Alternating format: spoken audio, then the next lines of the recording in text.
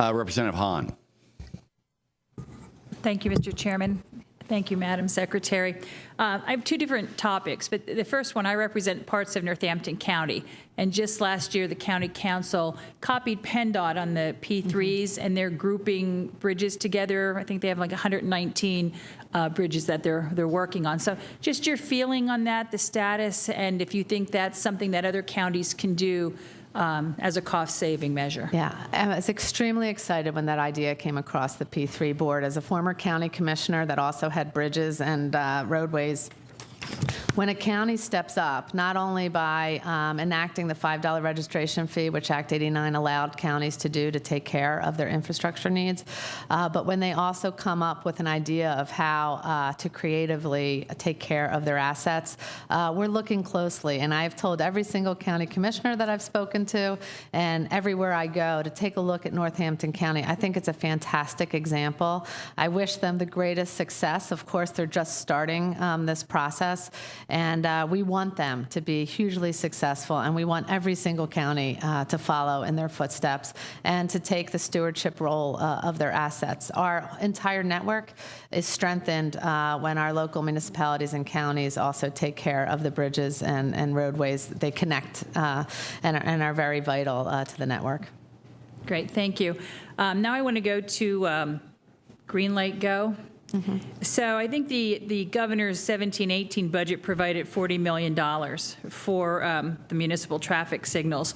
So I think it was Act 101 reduced the local match from 50 to 20%.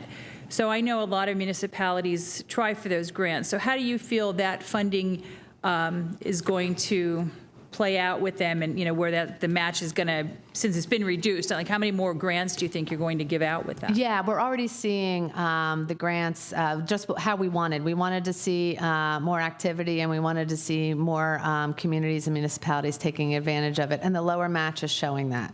And so we know that no one knows the signalization challenges and the congestion in a community better than the community itself.